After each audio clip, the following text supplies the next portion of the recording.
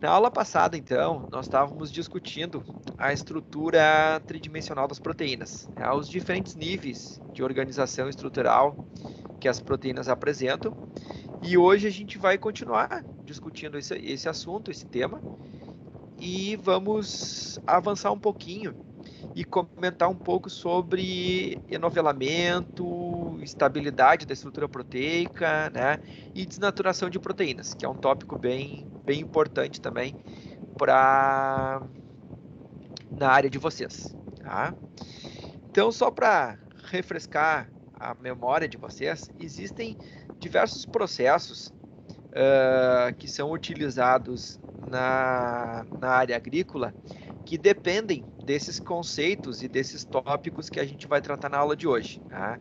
Não sei se todos vocês conhecem o processo de ensilagem ou fabricação, né, de silagem, né, que é um processo que se usa para fornecer alimento para o gado de leite, principalmente gado de leite, durante o período de inverno, que é um período onde as pastagens elas não têm um valor nutritivo muito grande. Tá?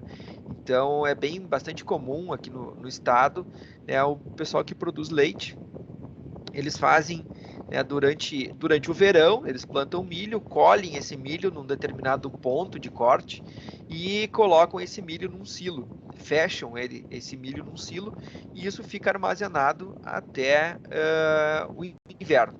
Aí no inverno a gente abre o silo e começa a fornecer, né, essa forragem, digamos assim, para os animais. Tá?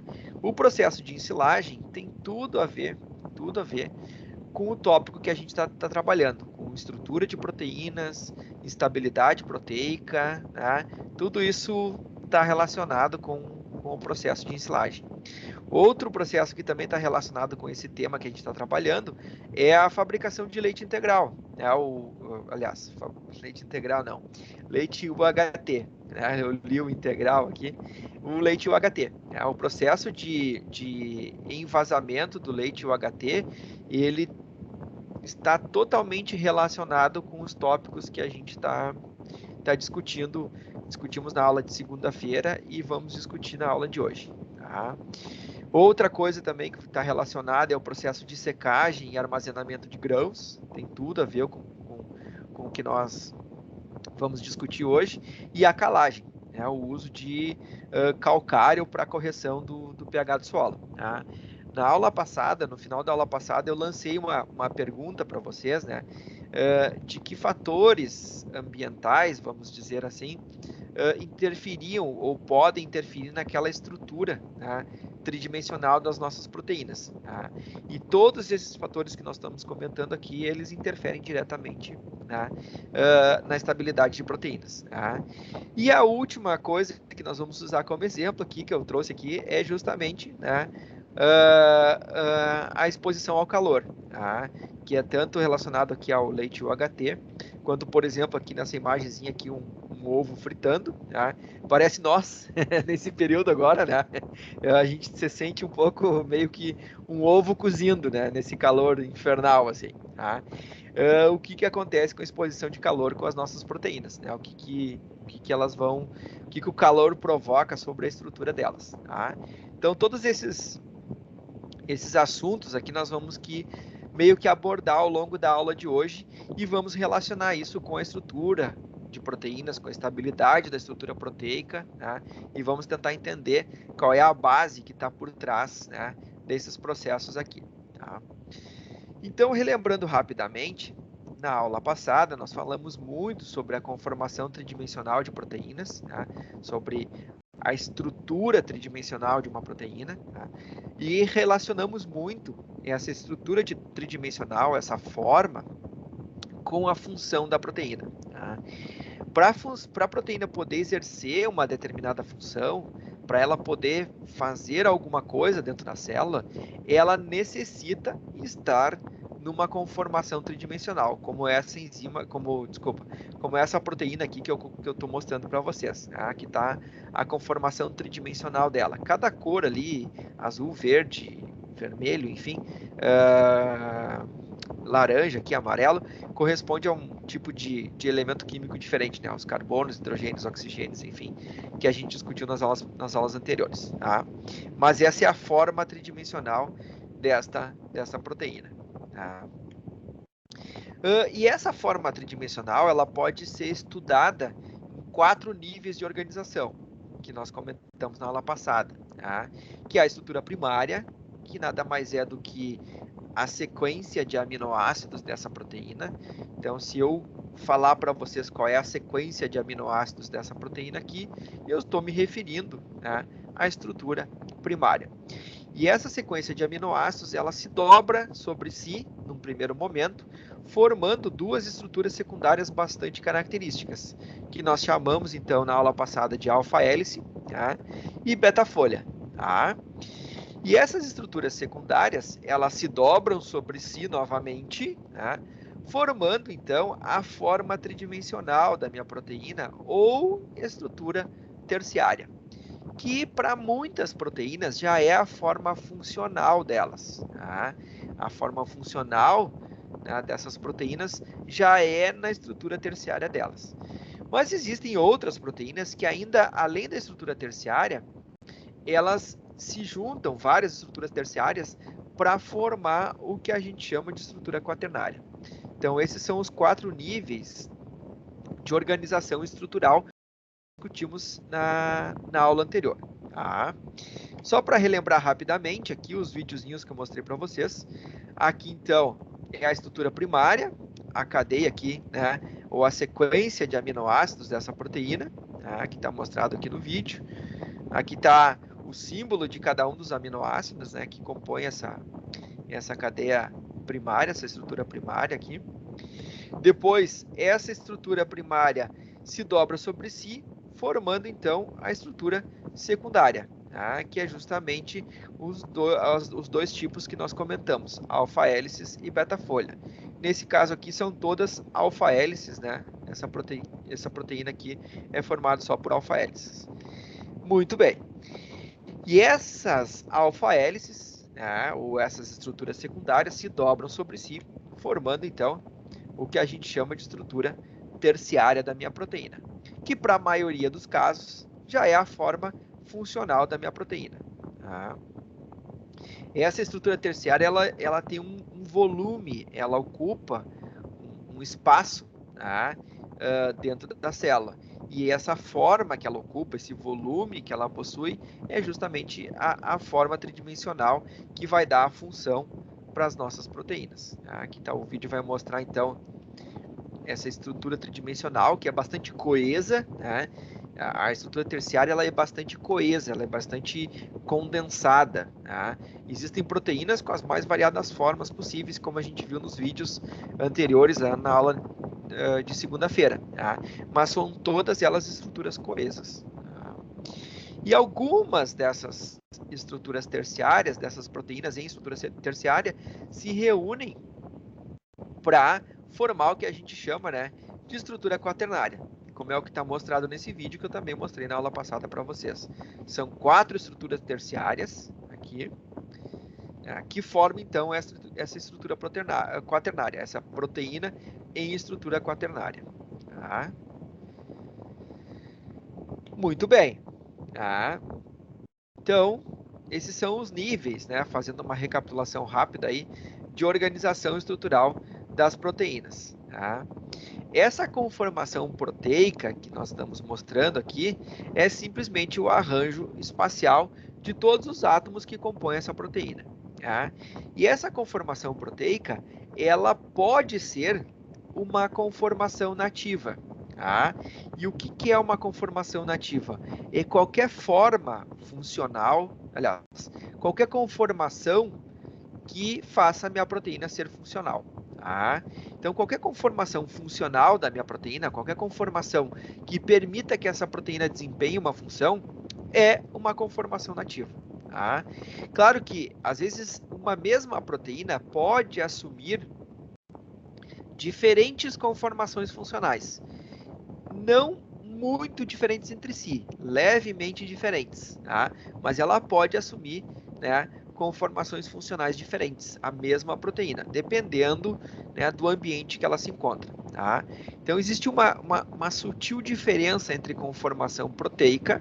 Conformação proteica é apenas o arranjo espacial, né, de todos os átomos da minha proteína, e a conformação nativa é aquela conformação que a proteína tem funcionalidade, tá? Que ela é funcional. Tá? Muito bem. Aí tem uma pergunta que surge, né? Que tipo de forças ou interações, enfim, né, que dão essa estabilidade para a proteína? Como é que a proteína se mantém coesa? Como é que ela se mantém nessa forma que eu estou mostrando aqui para vocês? Tá? E essa forma, então, permite que ela seja funcional. Tá? Como é que se dá essa estabilidade proteica? Tá? E, consequentemente, uma segunda pergunta é que fatores que interferem nessa estabilidade proteica?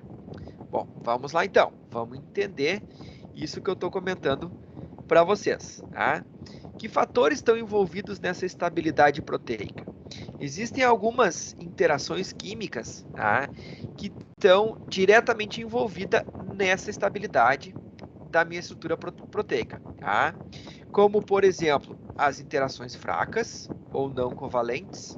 Aí existem as interações hidrofóbicas, tá? As ligações de hidrogênio e as interações iônicas. Tá? Essas três interações aqui participam da estabilidade dessa conformação tridimensional aqui da minha proteína. E que parte, né, dos aminoácidos que estabelecem essas interações? Justamente as cadeias laterais. Tá? Então, aqui nessa linha aqui, seria a cadeia principal da minha proteína, a cadeia carbônica, né, o esqueleto carbônico aqui da minha proteína, que é justamente onde estão as ligações peptídicas ali, tá? E a cadeia lateral dos aminoácidos aqui, por exemplo, eu tenho uma cadeia lateral que é uma carboxila e um CH2. Tá? Essa cadeia lateral vai acabar estabelecendo uma interação iônica com a cadeia lateral de outro aminoácido, que está distante na cadeia proteica, né? Que está distante aqui na estrutura primária. Então, estabelece uma interação iônica aqui. É um grupamento aqui positivo com um grupamento negativo. O mesmo acontece, né, com as ligações de hidrogênio. São justamente aqui cadeias laterais que estabelecem, né, as ligações de hidrogênio entre um resíduo de aminoácido e outro resíduo de aminoácido que estão distantes na estrutura primária. Interações hidrofóbicas também, né, entre anéis, por exemplo, e grupamentos aqui CH3, né, grupamentos metila. Né, então, também são interações que acontecem, né, dentro dessa estrutura proteica aqui para estabilizar essa estrutura proteica. Tá? Além das interações fracas ou não covalentes, podem ocorrer também interações covalentes, né, ligações covalentes aqui, como, por exemplo, as pontes de sulfeto, tá? Que aí sim, são ligações entre, né, uma cadeia lateral de um aminoácido com a cadeia lateral de outro aminoácido. Tá? Abrindo um pequeno parênteses, gente, só para exemplificar e trazer um pouco para a vida real essa questão aqui das ligações covalentes, que estabilizam também essa estrutura proteica, o nosso cabelo é formado por dois tipos de proteínas diferentes, né? A queratina e o colágeno. Tá? E essa queratina e esse colágeno têm uma estrutura tridimensional, exatamente como esta proteína aqui. Tá?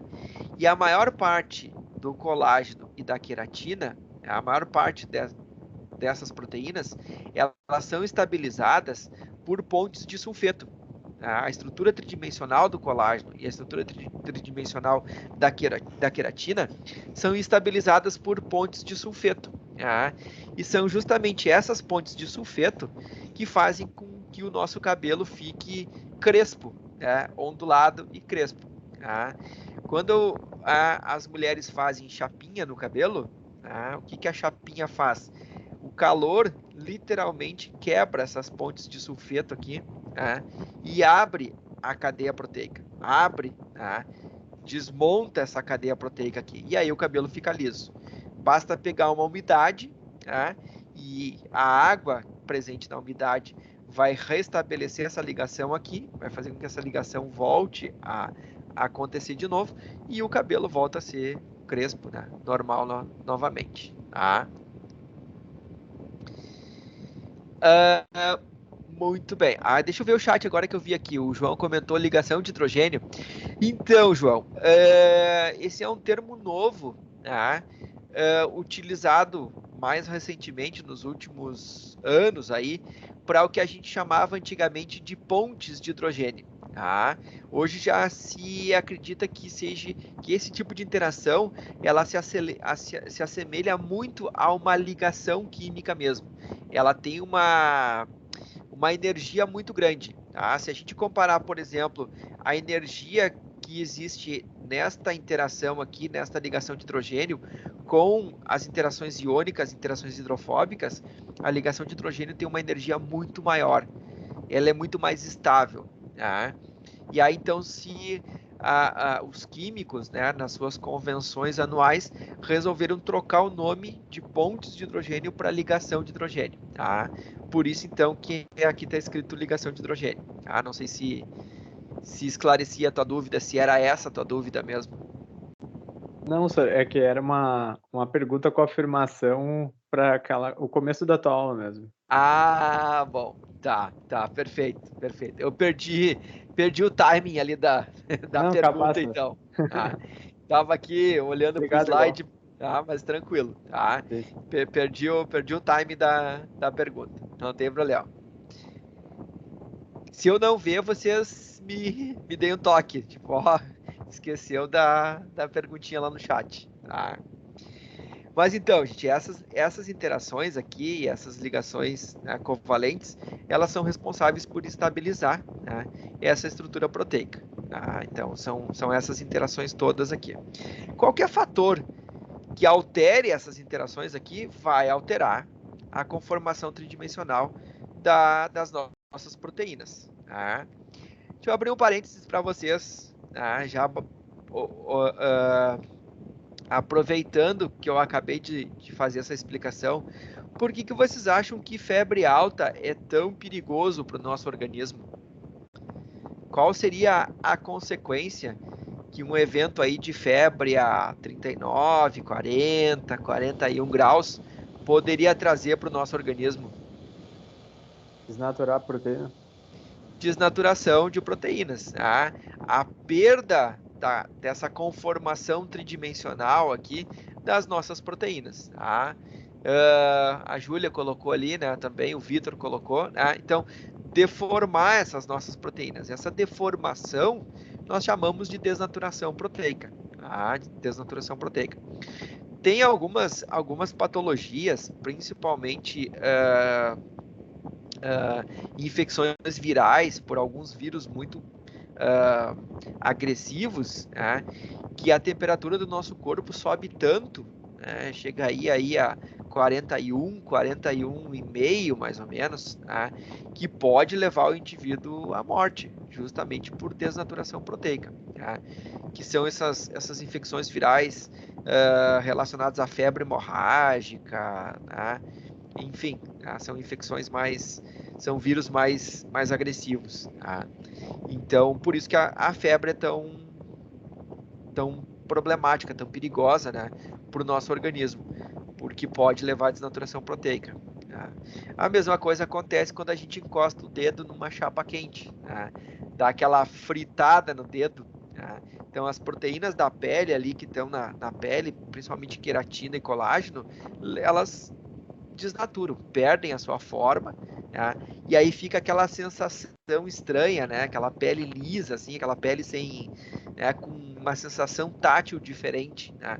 Justamente porque as proteínas ali literalmente desmontaram, né? Desnaturaram, perderam a sua forma tridimensional. Tá? Muito bem, então. Que fatores que afetam essa estabilidade? A gente acabou já de falar, temperatura. Temperatura é o primeiro fator que afeta essa estabilidade proteica. Tá? Mas existem outros fatores que afetam essa estabilidade proteica, que alteram a estabilidade dessas proteínas. Tá? Outro fator é o pH. Né? O pH altera demais também a conformação, né, a estrutura tridimensional das nossas proteínas. Né? E mais para frente nós vamos ver, vamos discutir esses dois fatores mais diretamente, né, a temperatura e pH. Mas além da temperatura e do pH, nós também temos solventes orgânicos, né, como por exemplo álcool e acetona. Né? Por que passar álcool gel na mão frequentemente começa a ressecar os dedos, né? Começa a ressecar a mão? Porque o álcool também desnatura as proteínas. Tá? Ele também desnatura a queratina e o colágeno que estão presentes, né, nas nossas mãos, né, na nossa pele. Tá? E aí vocês já podem extrapolar isso para a questão do coronavírus. Tá? Por que o álcool gel mata, entre aspas, o vírus? Tá? Porque ele desnatura as proteínas virais. Desnatura aquela proteína spike que eu comentei para vocês na aula passada, que é a proteína responsável por fazer a adesão do vírus nas nossas células, por fazer com que o vírus se ligue nas nossas células e consiga depois, então, penetrar seu material genético, né, no interior das nossas células. Então é por isso que o Professor, álcool... Oi, fala, João. eu ia perguntar uma dúvida que eu tive. Hoje em dia o pessoal limpa carro com o ar atmosférico, o ozônio, Ozônio e, come- e, Aham. fun- e funciona da mesma forma que o solvente. Funciona. O ozônio, ele é um pouquinho diferente.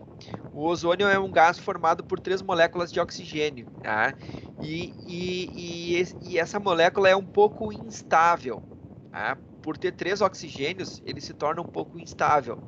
E aí ele tem uma reatividade muito grande, tá? O ozônio tem uma reatividade muito grande com qualquer molécula que ele encontrar pela frente. Então aí o que ele vai fazer? O ozônio, ele vai literalmente... Opa, deixa eu voltar aqui. Ele vai atacar Vai oxidar. vai oxidar. Ele vai atacar essas interações aqui, tá? E essas ligações covalentes aqui entre as cadeias laterais dos aminoácidos. Ele é um oxidante, tá? Ele vai lá e vai remover elétrons das substâncias e vai literalmente quebrar essas ligações aqui. Tá? Ele ataca inclusive a ligação peptídica, que é uma ligação extremamente forte, tá? Extremamente estável. E aí começa literalmente a degradar toda a molécula. Tá? E aí isso acaba levando então a morte dos organismos vivos que estão ali presentes. Que é a mesma coisa que a água sanitária faz. A água sanitária é um oxidante. Tá? Ela vai lá e rompe as ligações químicas das moléculas. E aí degrada tudo que ela vê pela frente. Tá? Degrada a proteína, degrada lipídio, degrada ácido nucleico, né? E aí acaba com toda a estrutura de qualquer tipo de molécula orgânica que ela encontra pela frente. Tá? Abrindo um parênteses, gente, assim, não querendo entrar em assuntos tão polêmicos, mas a hidroxicloroquina, que é usada, né, ou foi usada, enfim, como uma possibilidade de terapia, né, e aí muito se falou que ela era prejudicial para o fígado, enfim, ela também é um oxidante. Tá? Então, em doses um pouco mais altas, ou em tratamentos crônicos muito prolongados, ela também leva a danos oxidativos no fígado. Tá? Por isso que ela não é um medicamento aprovado, mas ele não pode ser usado que nem uma aspirina, que nem um paracetamol da vida. Tá? Ela traz efeitos colaterais bem significativos se não tiver um acompanhamento médico muito próximo, assim. Tá?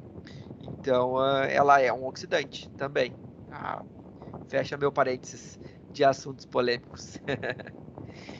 Então nós falamos temperatura, pH, solventes orgânicos. Se vocês tiverem alguma pergunta, podem comentar. Tá? Além da temperatura, pH e solventes orgânicos, tá? Nós temos alguns solutos, né, substâncias dissolvidas em água, né, como, por exemplo, ureia, sais, né, uma alta concentração de sal, sódio, cloreto, cálcio, enfim, né, leva também a desnaturação de proteínas, né, a presença de ureia, né, quem já teve oportunidade de espalhar ureia, né, o adubo ureia com a mão, né, experimenta espalhar um saco de ureia com a mão, sem luva, sem nada. Tá? Chega ali pela metade, a pele está assim completamente, né, já tu começa a perceber que a pele já está numa textura completamente diferente, tá? Porque a ureia desnatura as proteínas, tá, da nossa pele. Tá? Ela é um soluto, tá, que pode levar à desnaturação de proteínas. Tá? Altas concentrações de sais também, tá, leva a uma leve desnaturação proteica. Tá? Então, são outros fatores. E, por último, o uso de detergentes. Né? Detergente de louça, por exemplo, sabão, tá? Qualquer tipo de sabão em pó, sabão em barra, detergentes em gerais, todos eles desnaturam proteínas. Tá? Então, por isso que lavar a mão, né, depois de tocar em algo sujo, contaminado, enfim, né, acaba removendo a sujeira e também auxiliando, né, na esterilização da mão, porque os detergentes eles desnaturam, né, as proteínas e acabam alterando, né, muitas vezes a forma dessa proteína e levando os organismos à morte. Tá? Então, detergentes, sabões, né, enfim, todo esse grupo aí são desnaturantes proteicos. Tá? São O desnaturantes Marcos proteicos. está falando nos comentários uma pergunta. Ah, ótimo. Tá. Então, Marcos, como a ureia poderia desnaturar a vida no solo? Se acontecer em algum momento de se aplicar uma grande quantidade de ureia num pequeno local, digamos assim, isso poderia levar à desnaturação de proteínas e acabar causando a morte de organismos. Tá?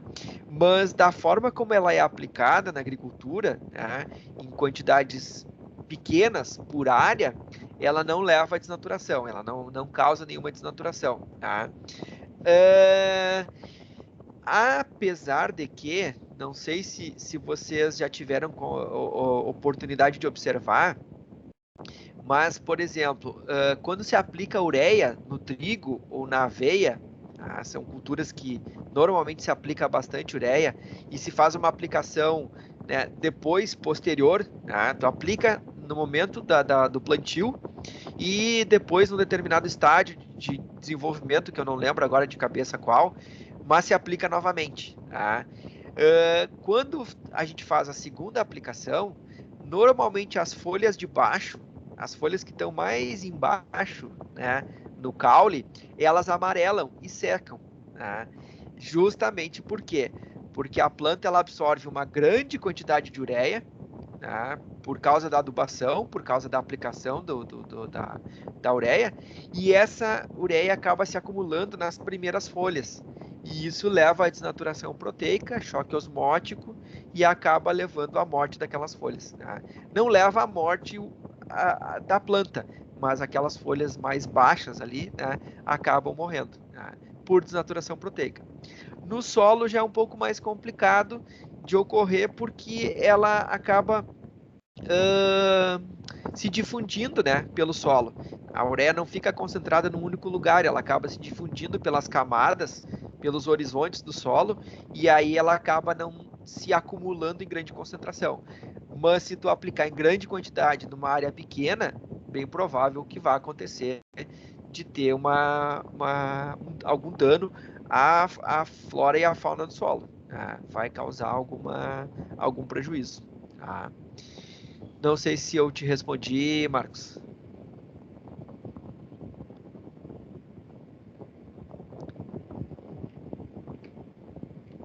Beleza.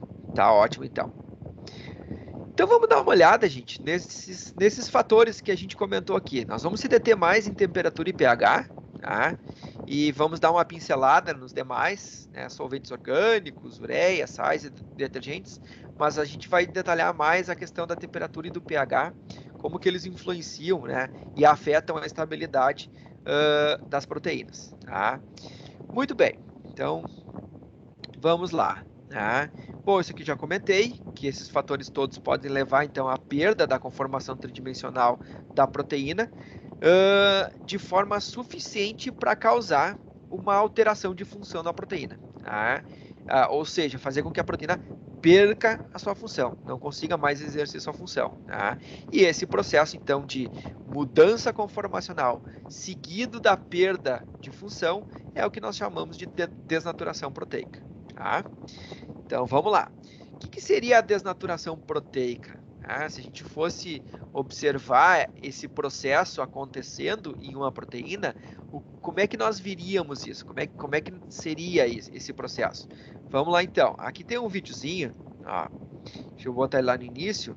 Isso aqui é uma estrutura proteica hipotética. Tá? Vocês vejam aqui tem 1, 2, 3, 4, 5, 6, 7, 8, 9, 10, talvez 10 alfa-hélices aqui de uma proteína hipotética na sua conformação nativa, na sua conformação funcional. Tá?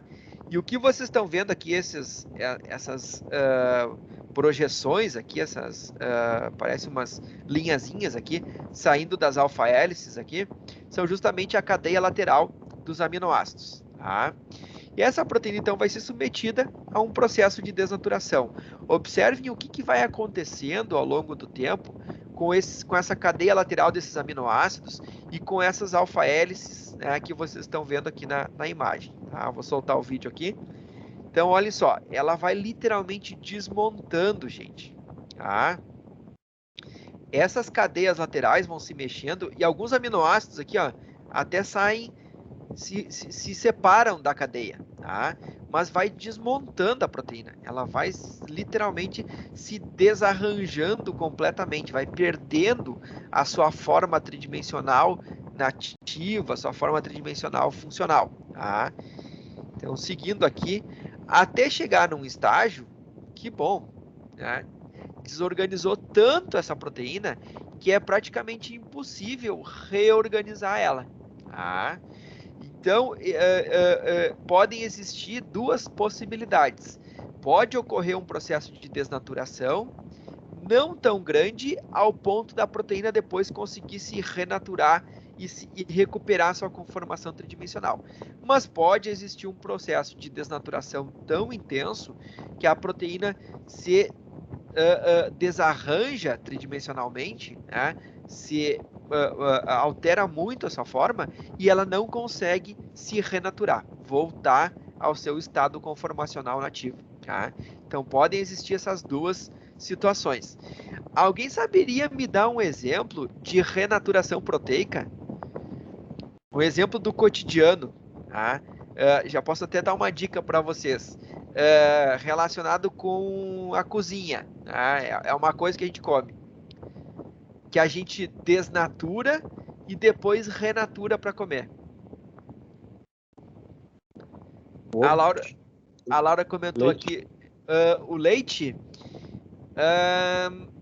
Na verdade, o leite não. O leite a gente desnatura e desnatura completamente. A Laura comentou do pH do estômago aqui. Tá? O pH do estômago, Laura, desnatura as proteínas que a gente ingere. Tá? Quando a gente come... Pode falar. A massa, professor? A massa? A massa é amido. São Rafael? Isso. A massa é amido, a massa não é proteína. O leite em pó também não, João. O leite em pó a gente só dissolve ele em água e as proteínas ficam dissolvidas. Ficou meio confusa a minha resposta, professor. Mas o que eu quis dizer é que o pH do estômago ele vai desnaturar e depois tu pode tomar um bicarbonato de sódio para renaturar. Isso que eu ia completar ali. Mais ou menos. Ah, é? Mais ou menos. Na verdade, o que acontece é assim, ó, o pH do estômago ele desnatura as proteínas, tá? Faz uma desnaturação. Só que o problema é quando a gente produz muito suco gástrico, além da quantidade necessária para desnaturar as proteínas que a gente comeu. Tá?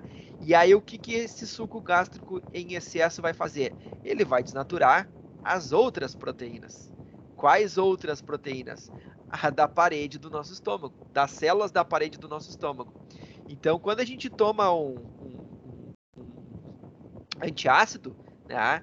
No caso esse é o caso da azia, né? Por que a azia causa tanto desconforto, né? Aquela queimação? Porque é justamente o ácido do estômago entrando no esôfago. O esôfago não tem proteção contra essa acidez. O estômago tem, porque se ele não tivesse, né, ele iria se autodigerir. Né? Ele ia fazer uma autodigestão. Né? Então o estômago tem essa proteção. O esôfago não. Então quando o suco gástrico vai para o esôfago, esse pH muito baixo, muito ácido, desnatura as proteínas do esôfago. E aí a gente começa a sentir aquela ardência, aquela queimação. E aí a gente toma um antiácido, toma um Eno, né, ou alguma coisa assim. O que o antiácido faz? Ele tampona essa acidez. Ele faz o pH subir até 7. Tá? Mas ele não quer dizer que vai renaturar as proteínas, que o ácido desnaturou. Elas podem continuar desnaturadas. Tá? Que é o caso de quando essa azia começa a se tornar uma gastrite. Tá? A gastrite é quando já desnaturou tanto a parede proteica, ou do esôfago, ou do estômago, né, que não tem mais como, as células não conseguem recuperar essa lesão. Tá? Então acaba gerando uma gastrite. Mas não é o caso de renaturação. Vou dar a respostinha para vocês. Quando vocês fazem gelatina, tá? Vocês estão desnaturando e renaturando as proteínas. Quando vocês viram a água quente em cima do pozinho ali, misturam bem, tá? Essa água quente desnatura as proteínas da gelatina. Aí vocês levam para a geladeira, resfriam isso, tá? E essas proteínas renaturam novamente, tá? E aí formam uma rede, tá? Tipo uma treliça, digamos assim, de proteínas, e aí dá aquela estrutura, né, treme-treme para gelatina. Eu lembro quando era criança, eu tinha um amigo meu que chamava gelatina de treme-treme, por causa daquela consistência toda, molenga. Mas aquilo lá é justamente por causa da renaturação, das proteínas da gelatina. Tá? Muito bem. Dúvidas? O Marcos colocou ali a tapioca. A tapioca é desnaturação também. Literalmente tu cozinha a farinha, né, para fazer ela, e aí conforme tu vai cozinhando, essa proteína desnatura e vai dando aquela consistência mais pastosa, ela agrega, né, a farinha. A tapioca é desnaturação só. É a mesma coisa do ovo. O ovo a gente desnatura. A clara do ovo é proteína pura. É basicamente proteína, que é a chamada de ovo-albumina. Quando a gente frita o ovo ou cozinha ele, essa proteína desnatura, tanto é que ela muda até de cor, né? Ela sai de uma cor transparente, líquida, para uma cor branca, sólida. Tá? E essa desnaturação a gente não consegue reverter. Ela fica desnaturada. Tá? Assim como a tapioca. Tá? Da mesma maneira. Certo? Entenderam, gente? Vamos lá, então. Qualquer coisa, vão perguntando ali. Tá? Muito bem. Então, esses fatores que nós comentamos aqui são os fatores que causam, né, essa alteração ou influenciam ou afetam, né, a estabilidade da proteína. Vamos para os primeiros, né? Como é que a temperatura, como é que o calor, né, enfim, altera a estabilidade das proteínas? O calor é energia, né? Energia térmica. Quando a gente fornece energia térmica para uma molécula, aonde que essa energia térmica vai mexer? Justamente nas interações químicas, né? E geralmente naquelas interações mais fracas, que é justamente as interações que estabilizam a nossa proteína. Tá?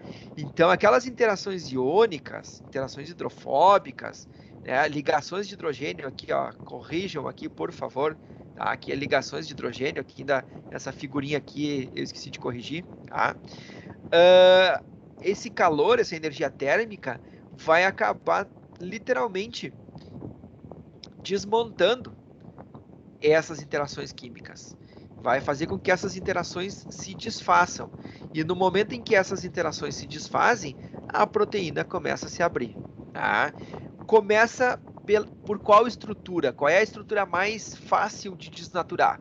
Estrutura quaternária. Tá? A gente começa agora de cima para baixo a desnaturação. A estrutura mais fácil de se desnaturar é a estrutura quaternária. Tá? Por quê? Porque a estrutura quaternária são poucas interações químicas que mantêm a estrutura quaternária coesa. Tá? O número é pequeno, então essas são mais fáceis de se desmontar. Depois, a segunda mais fácil é a terciária. Tá? Aí ela se desmonta em estruturas secundárias. Para desmontar a estrutura secundária, tu já precisa de uma intensidade de calor bem mais alta, tá? Uma temperatura bem mais elevada. E aí tu desmonta a estrutura secundária. E para desmontar a estrutura primária, que são as ligações peptídicas, para a gente quebrar essas ligações peptídicas, aí nós precisamos de temperaturas elevadíssimas e condições de pH extremos, aí tá? pHs muito ácidos ou muito alcalinos. Tá? Então, a gente começa a desnaturar da mais alta organização proteica para a mais baixa, da quaternária para a terciária, para a secundária, para a primária. Tá? E o calor justamente interfere nessas ligações aqui, nessas interações fracas. Ele não interfere nas ligações covalentes, naquelas pontes de sulfeto. Tá? Ele interfere nessas interações fracas aqui. Tá? E o calor é o que está por trás, né, do processo. Oi, fala, Laura. Você falou antes que quando a gente faz chapinha, a ponte de sulfeto ela é quebrada por causa do calor. Aham. Mas as outras interações também. Tá.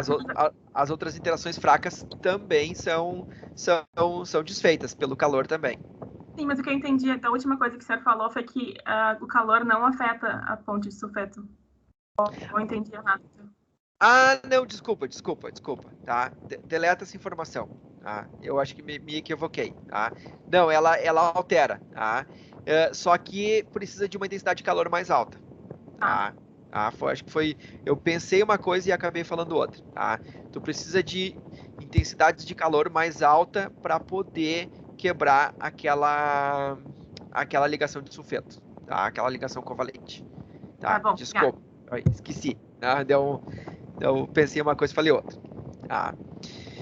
Então, a desnaturação que ocorre, por exemplo, aqui na albumina, né, do ovo, na ovo-albumina, pelo calor, é uma desnaturação que não tem retorno, né, não tem uma renaturação. Desnaturou. Tá? Não tem como retornar a estrutura, né, nativa da minha proteína. Tá?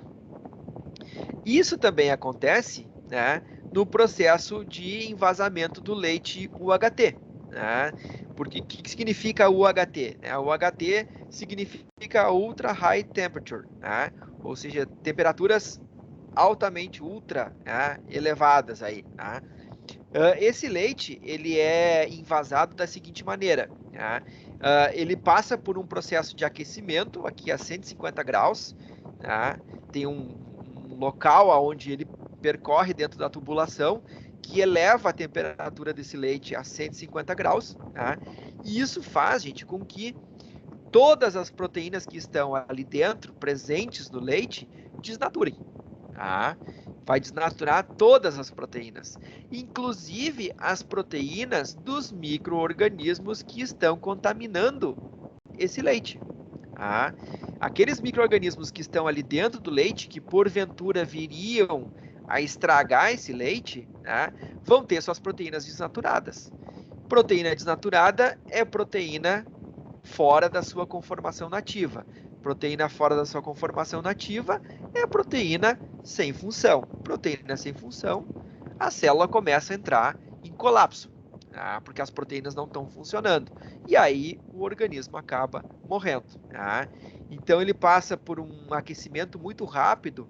Se eu não estou enganado, é durante alguns segundos, ali, 3, 4, 5 segundos, e logo depois ele é resfriado. Tá? Se resfria e invasa. Tá? Ele é resfriado e invasado diretamente. Ele não entra em contato com o ar novamente. Tá? Ele é invasado diretamente. E aí sela, fecha a caixa, tá? E aí o leite consegue ficar durante muito tempo guardado lá na prateleira do supermercado sem que ele estrague, tá? Sem que os micro-organismos que estavam lá dentro tenham a possibilidade de proliferar, tá? Porque eles já morreram, já era, tá? Não tem mais vida ali dentro daquele leite. Tá? Antigamente... Oi, pode falar, Laura. Uma dúvida. Então, as proteínas do leite, elas também são desnaturadas. E quando a gente consome, também. só os aminoácidos soltos. Normalmente elas estão em estrutura secundária, essas proteínas. Estão ali, alfa-hélice e beta-folha. Tá? Só que o que vai acontecer quando essas proteínas caírem no nosso estômago? Tá? A pepsina, que é uma outra proteína que está presente no estômago, no suco gástrico, vai quebrar essas proteínas e vai liberar os aminoácidos. Que o que nos interessa, na verdade, não é a proteína, é os aminoácidos que estão nessa proteína. Então, se ela está desnaturada ou não está, não vai alterar em absolutamente nada o valor nutritivo dessa proteína. Tá? Então não tem problema. Tá? Até porque se o leite não tivesse, se a proteína do leite não tivesse desnaturada pelo calor, quando ela caísse no estômago, devido ao pH do estômago, ela iria desnaturar da mesma maneira. Tá? Então isso não influencia. Tá? Não tem. Quando a gente ouve, por exemplo, nutricionistas comentarem que o processo de cozimento, né, ele altera as propriedades nutricionais dos alimentos, não é por desnaturar a proteína, é por alterar a estrutura química de outras substâncias, tá? Principalmente de vitaminas, tá? Principalmente de vitaminas. Tá? As vitaminas, sim, são moléculas orgânicas menores, tá? Com estruturas bastante variadas. A gente vai comentar um pouquinho na outra semana, eu acho, sobre as vitaminas. Tá? Essas sim, essas são alteradas pelo processo de cozimento. Tá? E algumas delas são voláteis. Tá? Então, quando a gente cozinha, elas se vão embora com vapor. Tá? Prof, desculpa Oi? insistir no leite, mas eu já ouvi falar que a caseína, que é a proteína do leite, ela pode influenciar no câncer, né? Que ela influencia no fator IGF-1 e IGF-1. Então, nesse caso, no HT, essa proteína não estaria mais presente. Ela estaria desnaturada. Tá? Tá. Eu vou te ser bastante sincero assim, nessa colocação. Tá? Eu acho pouco provável.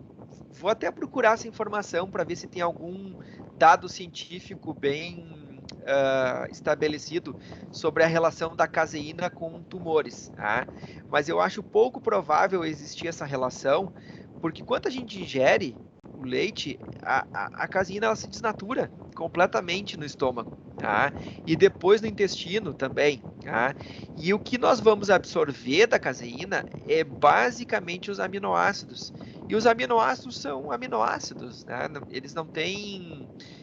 o nosso organismo não reage, digamos assim, a aminoácidos. Muito pelo contrário, ele necessita dos aminoácidos para sintetizar as nossas proteínas. Tá?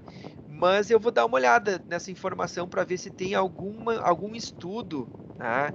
Bastante, vamos dizer assim, sólido, tá? Que estabeleça alguma relação. Mas do ponto de vista bioquímico, eu acho pouco provável que exista essa relação, justamente porque a caseína desnatura. Tá? Ela se desnatura e o que a gente absorve dela é os aminoácidos, assim como qualquer outra proteína. Tá? Existem, agora sendo mais cauteloso, tá? Existem sim proteínas que têm uma dificuldade de desnaturar bastante grande. Elas têm uma estabilidade proteica muito grande, que são o caso de algumas proteínas que estão presentes em leguminosas, como a soja. Tá? Essas proteínas, elas se chamam lectinas. Tá? E não sei se vocês já ouviram falar, mas não é aconselhável consumir soja in natura, o grão de soja in natura, tá? Sem secar o grão. Tá? A mesma coisa o feijão, tá? Não se aconselha comer feijão in natura sem cozer ele, tá? Porque as leguminosas têm bastante dessas proteínas que acabam sendo tóxicas para o nosso intestino, né? E para o fígado em algumas situações. Porque essas proteínas, elas têm uma estabilidade proteica muito grande. Tá? Elas conseguem passar pelo estômago sem desnaturar. Não é o caso da caseína. Tá? Não é o caso da caseína. Tá? Deixa eu ver o que o Marcos colocou aqui. Sobre a questão de afetar a perda nutricional. Não, nesse ponto não, Marcos. O calor ele não afeta os aminoácidos, ele mantém a estrutura dos aminoácidos. Tá? Ele mantém. E o que interessa para o nosso organismo, na verdade, são os aminoácidos, né? É eles que. Sim, a fermentação leva à desnaturação. Tá? Já vou responder essa tua pergunta. Daqui a pouquinho, quando a gente chegar em pH, quando for falar do pH, eu vou responder essa tua pergunta. Fala, Sabrina. Acho que tu levantou a mãozinha. Sim, eu tenho uma dúvida. Agora tu estava falando que não poderia comer as leguminosas in natura. Uhum. E o amendoim? Amendoim também, só que o amendoim... Então faz mal comer amendoim? Não, o torrado não.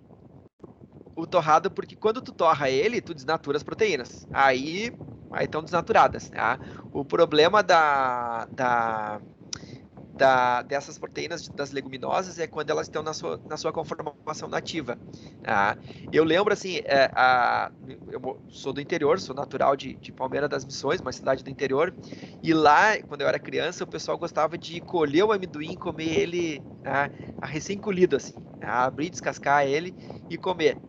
E isso não se recomenda. Mas ele torrado, tranquilamente, porque as proteínas vão estar desnaturadas. Isso que tu tá falando não são as micotoxinas, né?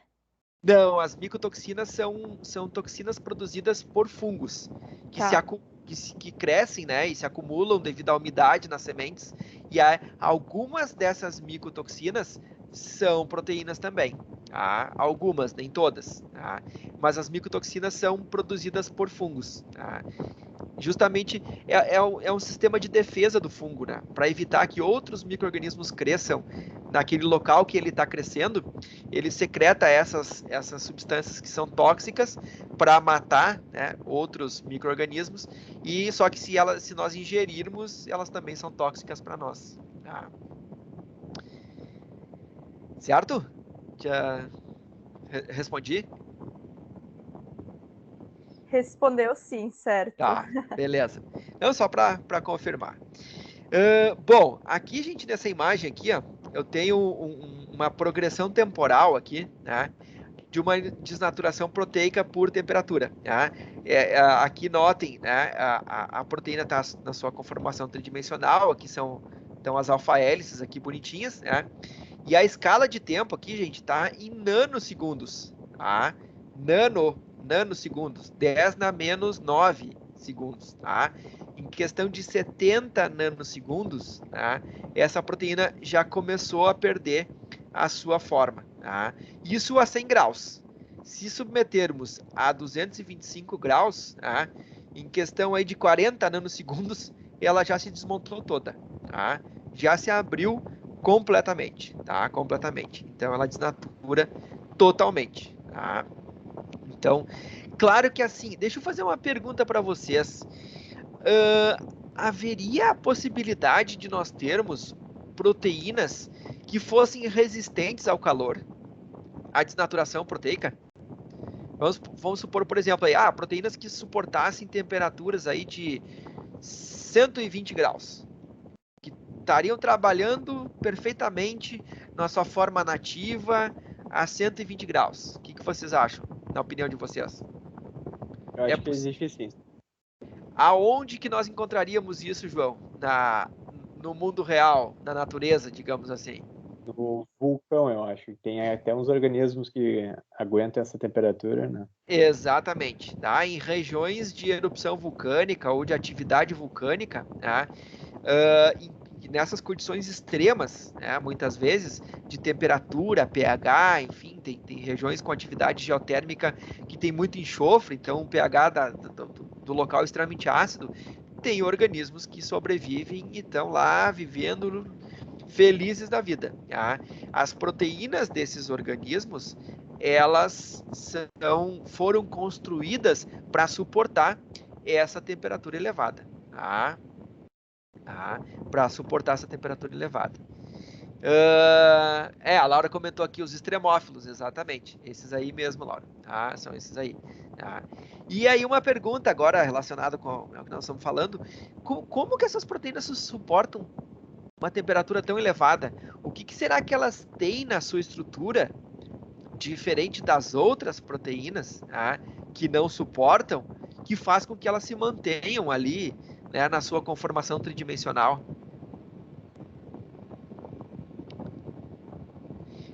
O Marcos respondeu ali, né? As interações químicas, elas têm muitas interações químicas que mantêm essa conformação tridimensional, tá? Que dão essa estabilidade proteica. Tá? Então, isso é uma grande diferença entre aquelas proteínas que desnaturam, tá? Em situações de temperatura, por exemplo, de 80, 90 graus, e outras que não. Tá? E o Bernardo comentou ali também, já te abro para ti, João. O Bernardo comentou ali também sobre a questão da Prion, tá? Se a Prion resiste à mudança de pH. Sim, a Prion resiste à mudança de pH e mudança de temperatura também. Tá? Ela é bastante resistente, esse é um problema, né? Porque todos os processos de produção de ração, né, que nós utilizamos hoje não são processos agressivos que vão causar desnaturação proteica. Tá? E quando a gente usa a fonte de proteína animal, né, para adicionar na ração, e esses animais estão contaminados com a prion que causa a doença, né, a prion mutante, vamos dizer assim, isso pode levar a desenvolvimento da doença no gado que está recebendo essa ração. Tá? Nós falamos até na Prion na segunda-feira, né? Lembra, no finalzinho da aula, a gente comentou sobre a estrutura da Prion.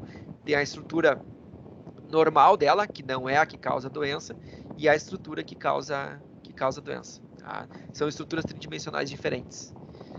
Pode falar, João. Sobre as ligações intermoleculares, é as que causam que esse organismo consiga segurar, então, pela proteína, né? Fazem com que essa proteína seja mais estável, exatamente. Então, e vem em relação à ligação de hidrogênio, que é a que mais precisa de energia para se quebrar. Então, exatamente. Aí ele opta por concentração maior disso, então. Exatamente.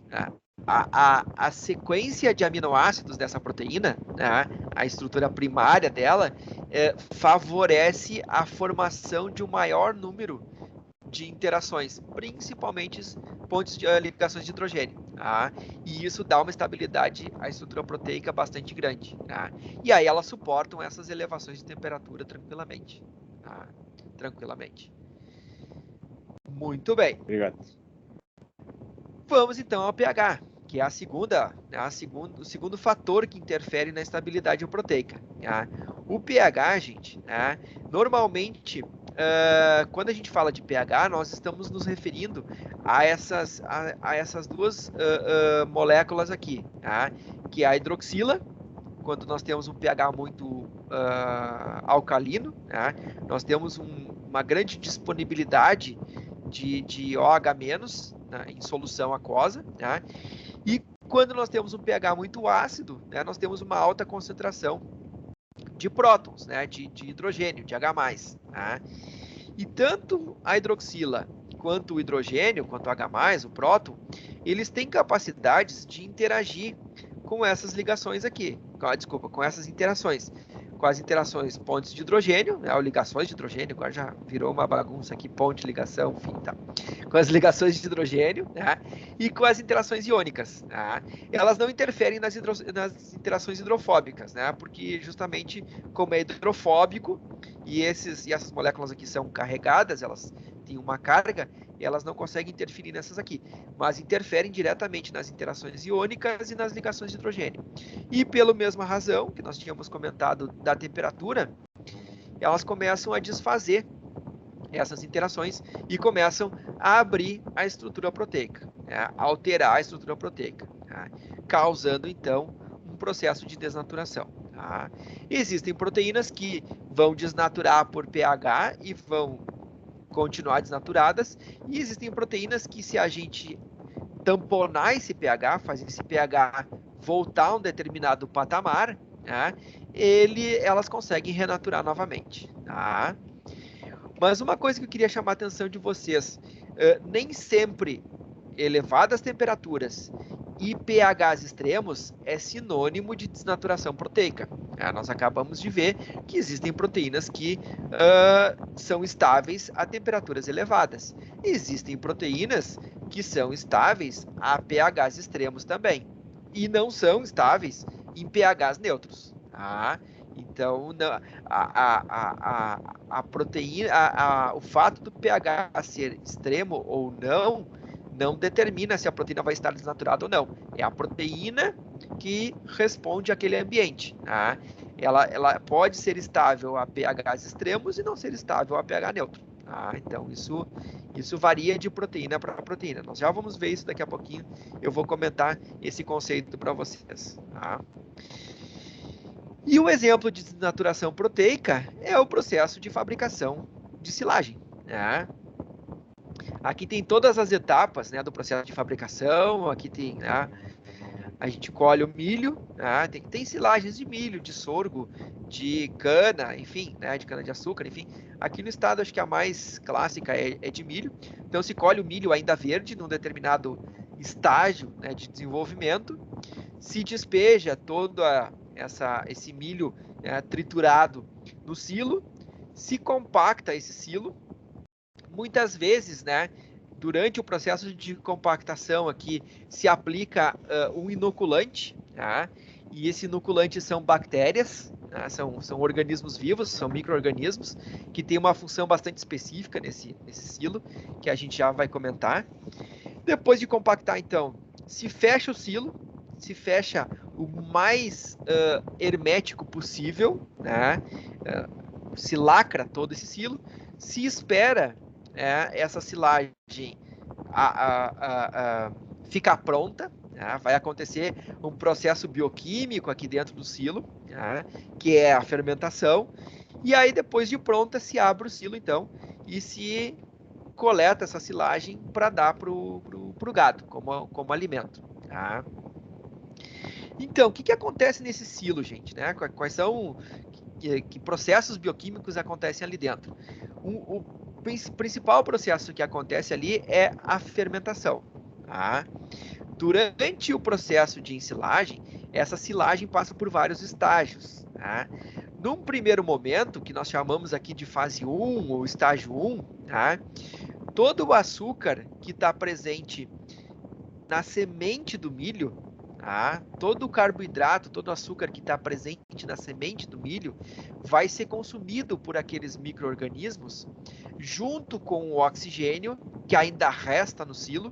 Por mais que se compacte o silo e se feche completamente ele, ainda tem um pouquinho de oxigênio. Então todo esse oxigênio e esse açúcar vai ser consumido por essas bactérias para obtenção de energia e crescimento dessas bactérias. Tá? Então, se vocês olharem aqui nessa linha, o gráfico aqui de oxigênio vai diminuindo conforme a fase 1 vai se processando. Conforme a fase 1 vai ocorrendo, a quantidade aqui de oxigênio vai diminuindo. E os micro-organismos aeróbicos, que dependem de oxigênio, vão morrendo também. Então, vejam aqui, ó, tem um crescimento e depois começa a cair aqui, né, a quantidade de bactérias aeróbicas aqui. Além disso, a temperatura vai subindo. Sobe aqui até mais ou menos, né? Tem um pico de temperatura aí, vai a 50, 60 graus tranquilamente, né? E o pH, gente, levemente aqui vai diminuindo. Sai aqui de 6, 6,5 e começa a cair, tá?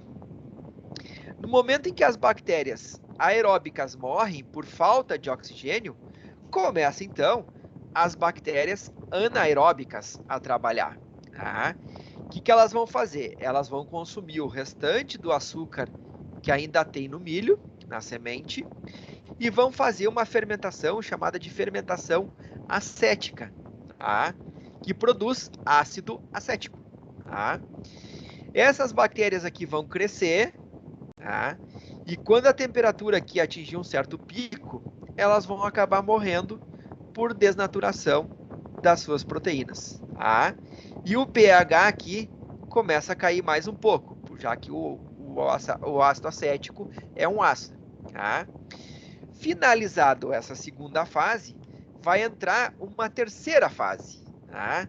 E uma quarta logo em seguida, que eu mostro aqui junto para vocês, aonde um outro grupo de micro-organismos vai começar a crescer, que são justamente as bactérias que fazem fermentação lática, que produzem ácido lático no seu processo de fermentação. Tá?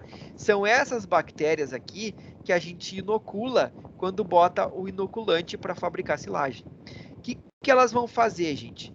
Elas vão consumir esse ácido acético produzido por essas outras bactérias aqui, vão consumir o restante de açúcar que ainda resta na semente do milho e vão produzir uma grande quantidade de ácido lático, muito ácido lático. Só que uma grande quantidade de ácido lático vai fazer com que o pH de todo o silo diminua. E esse pH aqui vai cair, gente, lá para próximo de 4,2 mais ou menos. E quando esse pH baixar e ficar próximo de 4, todas as proteínas de todas essas bactérias aqui vão desnaturar. E elas vão morrer. Tá? E elas vão acabar morrendo. E para todo o processo de fermentação dentro do silo. Não tem mais vida dentro daquele silo. Tá? Se extingue literalmente a vida dentro daquele silo. Tá? Porque todas as bactérias aqui morreram. As bactérias aeróbicas já tinham morrido lá no início. Tá? As acéticas, quando a temperatura se elevou. E as láticas, depois que elas produziram uma grande quantidade aqui de ácido lático. E aí elas morrem. Tá? E esse silo, gente, fica estéril. Fala, João. Aproveitando aí o tempo ali das láticas, né? E se não tivesse como elas morrerem, teria como prosseguir o processo? Ou não? Não teria? O processo continuaria, tá? Se elas não morressem aqui, o processo de fermentação continuaria. Só que aí que tá. A gente não quer que a fermentação ocorra. A gente quer que a fermentação ocorra no silo só para matar as bactérias. Esse é o objetivo da fermentação. Sabe? Não sei se alguém já tinha falado isso para vocês. O objetivo da fermentação dentro do silo é literalmente extinguir a vida dentro do silo. É matar todos os micro-organismos que estão presentes dentro do silo. Tá? Por que a gente quer extinguir a vida dentro do silo? Porque se existir micro-organismos dentro do silo, o que vai acontecer com a palha do milho que ficou lá dentro? Vai ser degradada, gente. Vai ser decomposta. Vai ser decomposta. Né? E aí, quando vocês abrirem o silo, aquele silo virou uma compostagem. Né? Virou uma grande compostagem caríssima, né? Que custou alguns milhares de reais para o produtor. Né? Então, e aí ele não tem o que fazer com aquilo. Né? Virou uma composteira gigante. Né? O que a gente quer que o gado coma? A gente quer que o gado coma a palha do milho, né? A celulose do milho. A gente não quer que o gado coma a semente do milho. Não, a semente do milho e o açúcar que está na semente do milho é utilizado para essas bactérias crescerem e para essas bactérias produzirem ácido e se autodestruírem, tá? E se autoextinguirem. Elas se extinguem, tá? E deixam o silo como uma grande, vamos dizer assim, uma grande câmara de armazenamento de palha, tá? Uma grande câmara de armazenamento de palha, tá? Onde não tem vida lá dentro, tá tudo morto, tá? E tá beleza, a palha tá lá, né? Preservada, tá? A outra maneira de se preservar seria, por exemplo, colocar numa câmara fria. Colocar a palha do milho numa câmara fria, como a gente faz com os nossos alimentos colocando na geladeira. Mas imagine o custo que isso teria para o produtor, tá? O silo é assim, ó, no meu ponto de vista bioquímico, e vocês vão ver que eu fico maravilhado às vezes com pequenas coisas, tá? E a silagem é uma delas, tá? Porque é uma tecnologia que tem uma base bioquímica por trás muito, muito bonita, muito elegante, tá? Aonde nós tínhamos um problema, que era justamente armazenar alimento em quantidade suficiente para o gado durante o período em que as pastagens não têm um valor nutricional muito bom. Mas como é que eu armazeno palha sem que essa palha estrague, sem que ela seja decomposta? Alguém começou a pensar, bom, como é que a gente pode fazer isso? Construir uma câmara fria gigantesca não dá, porque o custo disso seria imensurável, algo completamente fora da realidade. Bom, o que eu posso fazer? Será que eu consigo, né? Será que tem alguma estratégia que eu possa utilizar? E aí começou a se pesquisar, então, né, várias estratégias e se chegou a essa estratégia que nós temos hoje, que é justamente fazer a silagem, né? Ensilar o milho, fazer com que ocorra a fermentação lá dentro, fazer com que ocorra a proliferação de bactérias, tá? Através do fornecimento de açúcar do grão do milho para essas bactérias, e depois de um determinado estágio essas bactérias se extinguem, tá? Por si só, pelo excesso de produção de ácido lático, tá? Por que uma bactéria fermentativa de vida livre não morre com a própria produção de ácido lático? Porque esse ácido lático é eliminado no ambiente e ele vai embora, tá? Ele vai para o solo, vai sei lá para onde for, tá? Só que no silo não tem para onde ir, o silo está fechado, tá? E aí elas acabam morrendo, tá? Por elas mesmas, tá? Elas mesmas se acabam extinguindo, tá? Não sei se ficou claro isso para vocês. O Bernardo fez uma pergunta ali, que eu acho que eu passei um pouquinho do timing, Bernardo, mas vamos ver aqui. Nós só conseguimos metabolizar proteínas desnaturadas? Sim, Bernardo. Sim, nós só conseguimos, porque na verdade, assim, o que a gente quer das proteínas? Nós queremos os aminoácidos. Não me interessa se a proteína tem a forma X ou a forma Y, tá? Nós queremos os aminoácidos dessa proteína. E para a gente poder quebrar a ligação peptídica no nosso aparelho digestório, nós precisamos abrir essa proteína. Ela tem que estar desnaturada para a gente poder quebrar as ligações peptídicas. E é isso que acontece na digestão. Tá? É isso que vocês vão ver provavelmente com o Marcelo Grillo, tá? Em fisiologia animal. Não sei se vocês já estão tendo aula com ele. Sim. Sim? O Grilo é um parceirão meu, amigão meu, tá? A gente se conhece aí de bastante tempo. Tem umas histórias fantásticas do Grilo. Até uma outra hora eu posso contar uma para vocês. Engraçadíssimas, assim. Gente boa, ele. Bom, a Sabrina perguntou ali, quanto tempo devemos esperar para dar silagem para os animais? Tem que chegar nesse estágio 4 aqui, Sabrina. Tem que chegar nessa fase 4 aqui para a gente poder fornecer a silagem para os animais. Não pode abrir o silo durante essa fase fermentativa aqui. Tá? E aqui, por que vocês estão vendo aqui que essa fase 4 ela pode demorar de 7 a 21 dias para acontecer? Se for utilizado inoculante, o que é o inoculante? Se for adicionado bactérias fermentativas, como por exemplo lactobacilos, que são as bactérias que fazem fermentação lática, tá? Tu adianta esse processo, tu acelera esse processo, faz com que a silagem, fique pronta muito mais rapidamente. Tá? Agora, se tu deixar pelo processo natural das bactérias que estão presentes naquele milho, tá? Isso vai demorar um tempo maior. Tá? O Vitor colocou assim, as do Yakult, exatamente. Tá? Vitor, quando eu fazia silagem, na época do meu técnico, isso faz um bom tempinho atrás, tá? 94, 95, 96. Foram os anos que eu fiz o técnico agrícola. Tá? Não tinha inoculante disponível para comprar. Não ia ali na pecuária e comprava o inoculante. Tá? O que nós fazia? Nós pegava, sabe, a gente chama de bichinhos do iogurte, tá? Mas não são bichinhos, são bactérias. Tá? Nós pegava as bactérias do iogurte, batia no liquidificador aquilo tudo, misturava com água, tá? Coava para tirar os grumos, tá? Pegava esse coado, eu não me lembro muito bem qual era, assim, tinha uma proporção lá de tantas gramas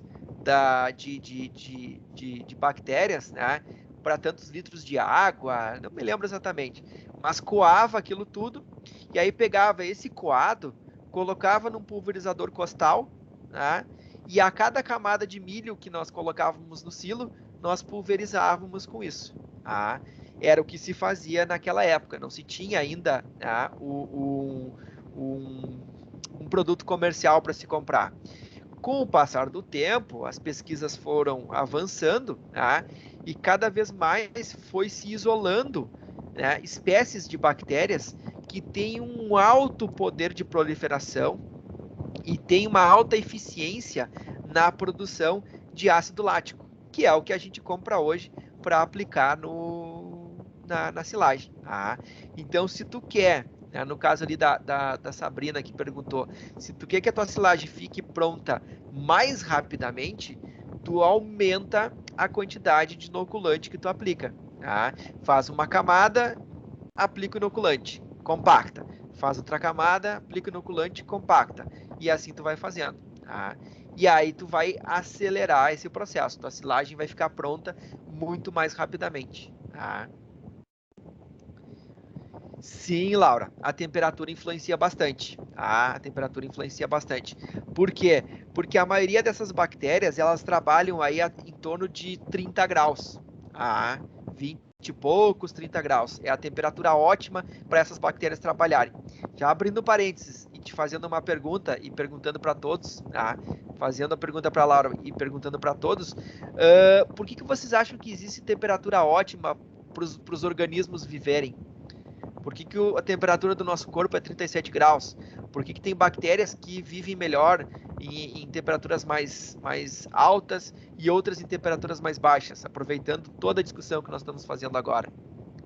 O que será que a temperatura está influenciando nesses organismos vivos? Que tipo de moléculas? Que tipo de macromoléculas? As proteínas, obviamente. Sabrina, desculpa, eu vi que tu tá com a mão levantada, mas não olhei para a tela aqui. Tu queria fazer alguma pergunta? Ou tu perguntou ali no chat? Eu tenho mais uma pergunta. Esse ácido lático ali, ele só interfere no tempo ser mais rápido, o silo ficar pronto mais rápido, ou na qualidade também muda alguma coisa? Não, na qualidade não muda. Pelo seguinte, porque o que interessa para o gado? Qual é a parte da silagem que interessa para o gado? A palha do milho. A palha do milho. O restante que está aí, ácido lático, ácido acético, né, esses componentes todos, não vão fazer grandes diferenças na nutrição do animal. Tá? O que interessa, sim, é a palha do milho. Tá? Até porque, não sei se você sabe, mas o Grilo vai explicar para vocês e a gente vai falar disso também na disciplina. O rumen, gente, é uma grande câmara fermentativa. Vai ocorrer fermentação no rumen também. Tá? O rumen, a flora ruminal, tá? É uma flora muito boa e muito especializada em fazer fermentação. Tá? E qual é a matéria-prima para essa fermentação que vai acontecer dentro do rumen? A palha, a celulose. Tá? A celulose que o ruminante adquire.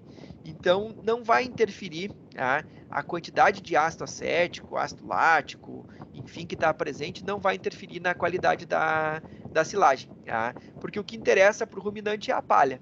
Tá? É a palha do milho. Tá? Não sei se te respondi, Sabrina. Sim, deu para entender. Tá, beleza. Deixa eu ver o Marcos aqui. Fiz uma pergunta aqui. Indo para o lado da alimentação humana, eu faço fermentações, né, de mandioca, lentilha, repolho, né? E algumas fermentações pedem uma quantidade de sal alta. Tá, perfeito. Tá? Seguinte, Marcos, por que algumas fermentações pedem uma quantidade de sal alta? Tá? Porque tu quer selecionar tipos específicos de bactérias fermentativas. Tá? O sal, na verdade, é para permitir que um grupo específico, uma espécie específica de bactérias fermentativas proliferem e as outras morram. Tá? E as outras morram. Então, tem diferentes espécies de bactérias que fazem diferentes tipos de fermentação. Tá? E essa coisa de usar mais sal, menos sal, né? Ter um tempo mais longo, ter um tempo mais curto, né? Isso tudo se deve à característica da espécie de bactéria fermentativa que tu quer selecionar. Tá? Vou contar uma historinha rápida para vocês. Tá? O Pasteur, quando o Pasteur começou, ele é muito conhecido, né, pelas vacinas, enfim, né? Mas o Pasteur trabalhava, gente, com fermentação. Ele fazia fermentação de cerveja, ele estudava, na verdade, fermentação de cerveja, que foi por acaso também. Ele começou a estudar porque o filho de um grande fabricante de cerveja na época lá foi aluno dele, e o pai do guri, então, pediu que o Pasteur ajudasse ele a entender por que algumas cervejas ficavam boas e outras cervejas ficavam ruins. Né? E ambas fermentavam, só que umas ficavam boas e outras ficavam muito ruins. E aí o que o Pasteur descobriu na época? Que existiam, entre aspas agora, né, fermentos diferentes. Os fermentos que faziam a cerveja ficar ruim e os fermentos que faziam a cerveja ficar boa. Tá? Ele nem sabia na época que esses fermentos eram micro-organismos. Eles chamaram de fermentos. Tá? E ele isolou esses diferentes tipos de fermentos. Tá? E aí ele trabalhava com fermentos, aí ele conseguiu isolar aqueles que sempre deixavam a cerveja boa. Tá? É a mesma coisa do teu caso, Marcos. Né? Quando tu faz fermentação para determinados tipos de alimentos diferentes, tu está selecionando, né, espécies de bactérias diferentes. Isso é muito comum, gente, na indústria vinícola.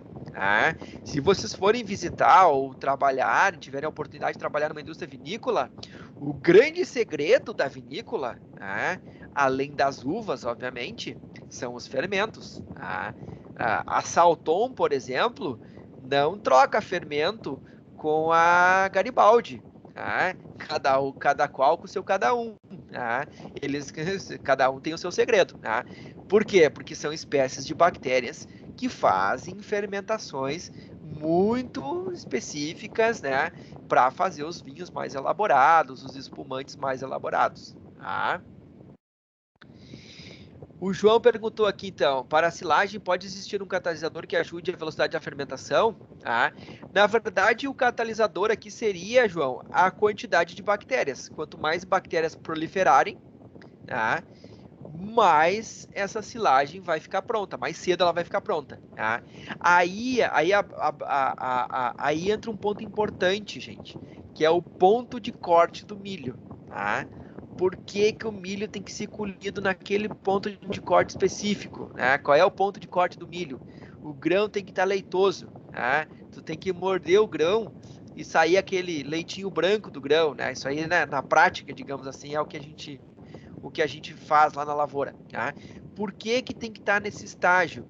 Porque é o estágio onde a semente tem a maior quantidade, o maior teor de açúcar disponível. Tá?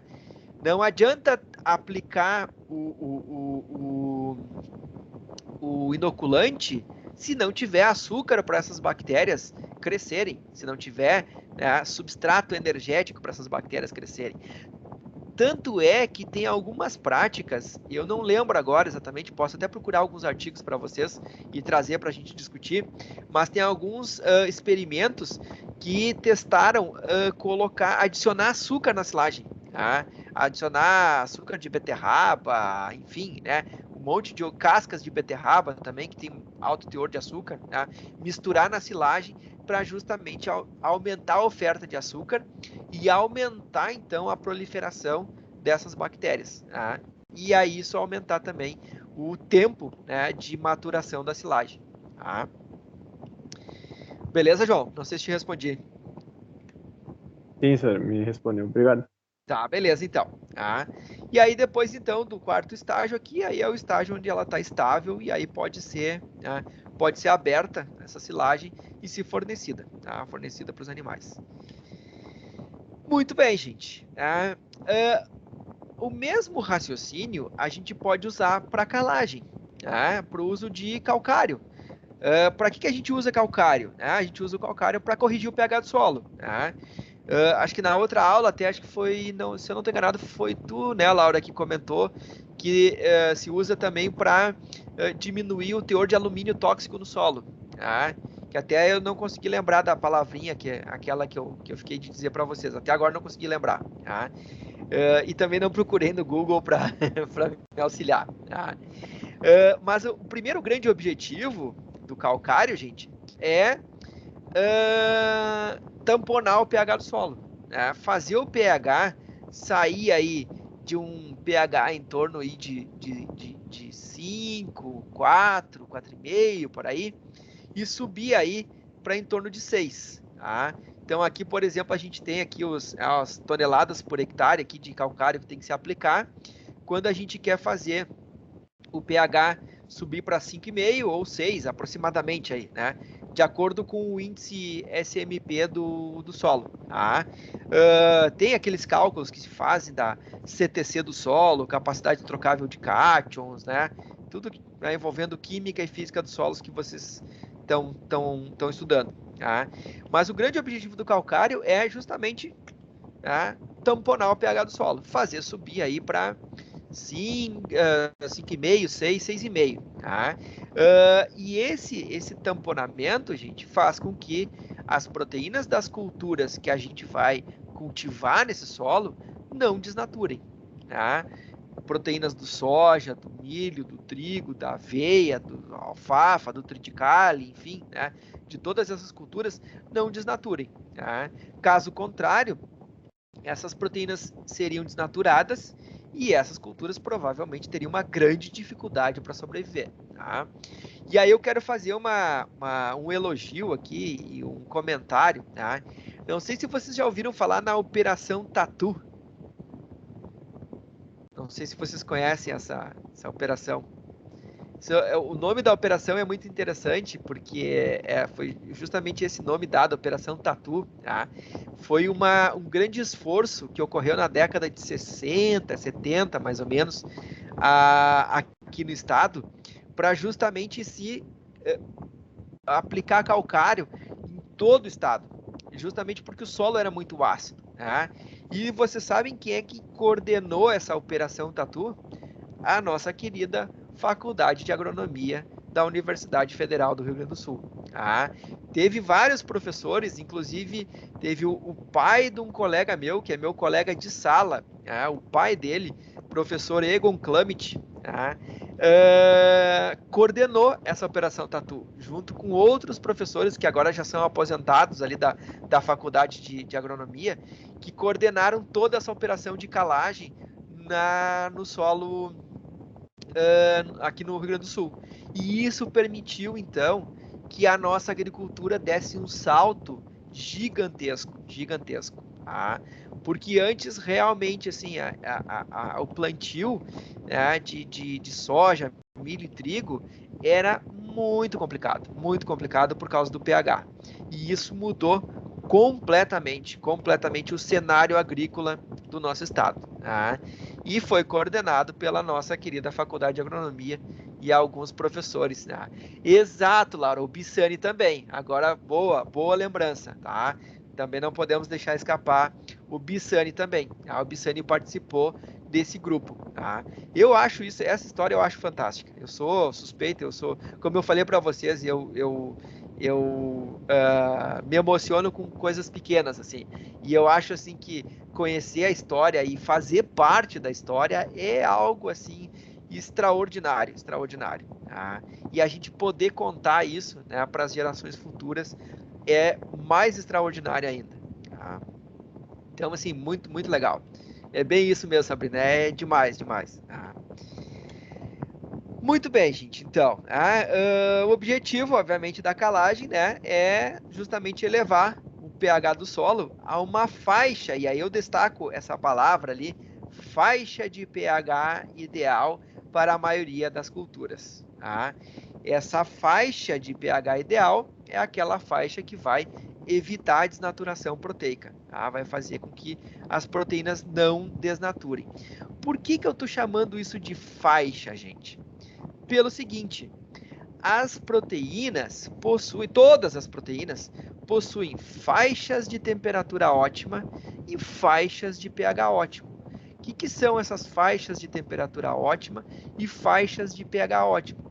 São as faixas de temperatura e pHs nas quais esta proteína está na sua forma funcional, está na sua forma nativa. Tá? Então vamos olhar esse exemplo aqui, ó. Isso aqui são algumas enzimas, são enzimas, tá? Que são proteínas, tá? Presentes na semente do soja. Tá? Essa aqui é a enzima chamada alfa-amilase, que degrada o amido, que também está presente na semente do soja. Tá? E aqui foi feito um experimento. Foi medido a atividade dessa proteína aqui, né? De 0 a 100%, em diferentes faixas de temperatura. Tá? E notem o seguinte, né? Que ela trabalha muito bem, aí aqui na faixa de 80% a 100% da sua atividade, em temperaturas que vão aqui de 50 a 80 graus. Tá? Aí já posso perguntar para vocês, por que vocês acham que a soja, então, é uma cultura de verão? Quando que o solo e aquela faixa ali dos 50 a 60 centímetros de ar perto do solo, né? Que período do ano que esse solo e essa faixa de ar ali de 50 a 60 centímetros atinge temperaturas de 50 a 60 a 70 graus? No verão, né? No verão. Então, é justamente por isso que a soja é uma cultura de verão, porque as proteínas da soja têm a sua faixa de temperatura ótima nesta faixa de temperatura mais elevada, que é o verão. Tá? Claro que na atmosfera que nós vivemos, a temperatura não chega a 60, 70 graus, senão nós estaríamos mortos. Tá? Extinguiria a vida na face da Terra. Mas no solo, com a incidência da luz solar ali, né, dos raios solares, a temperatura vai tranquilamente 50, 55 graus até 60. Tá? Então a faixa de temperatura, tá, é nessa faixa aí que vocês estão vendo. E a mesma coisa acontece para o pH. E olhem que legal também. A atividade relativa aqui da minha proteína, e ela foi submetida aqui a diferentes faixas de pH. Tá? E notem que aqui, ó, de 5,5 a 6 é o pico de atividade desta enzima. Justamente o pH na qual o solo precisa estar para essa cultura sobreviver. Tá? Por isso da calagem, por isso da adubação. Tá? Não é um pH nem ácido, nem ácido, nem básico. Tá? É um pH aqui na faixa levemente ácido, tá? 5,5, 6. Tá? Então, mas podem ter proteínas, como a gente falou, gente, que essa faixa de temperatura aqui é bem baixa. Se nós pegarmos o trigo, por exemplo, a faixa aqui vai ficar aqui de 10 a 20 e poucos graus. Tá? A faixa de temperatura ótima. Tá? Se nós pegarmos aqui proteínas de micro-organismos do solo, né, de solos ácidos, por exemplo, a faixa de temperatura ótima vai ser abaixo de 4 aqui, vai ser em pHs ácidos. Né? Então, isso varia de proteína para proteína.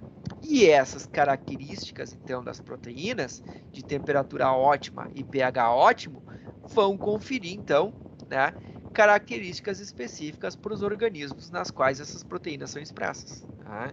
É por isso que um organismo é mais adaptado ao frio, é por isso que um organismo é mais adaptado ao calor, a faixas de pH mais alcalinos, mais ácidos, mais neutros, enfim, é exatamente por essa razão, porque as proteínas possuem pHs e temperaturas ótimas. Tá?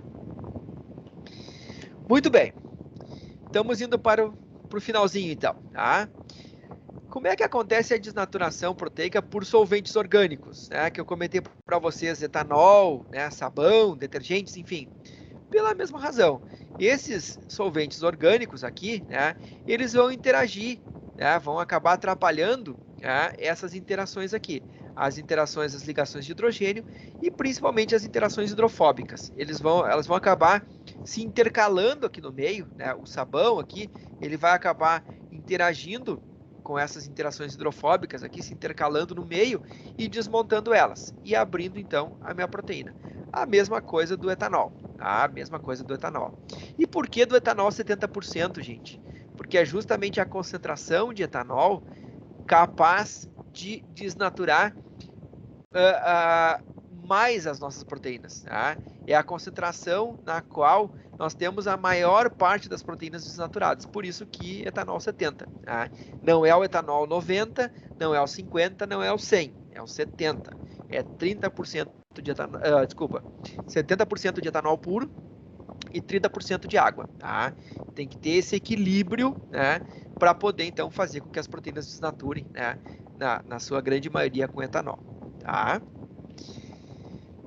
Muito bem, aqui é só o exemplo que eu já tinha comentado para vocês lá no início, né? Por que usar etanol ou lavar as mãos com sabão, a gente destrói o coronavírus, né? Porque nós desnaturamos a proteína spike, essa proteína aqui que faz a ligação do vírus com as nossas células. Né? Desnaturando essa proteína, esse vírus não consegue mais se ligar na célula e não tem como se reproduzir. Tá? Então, por isso que o etanol e o sabão, né, são muito indicados, né, para fazer esse tipo de prevenção, né, da doença. Tá? Muito bem, gente. Alguma dúvida? Deixa eu parar a nossa gravação aqui. Hoje a aula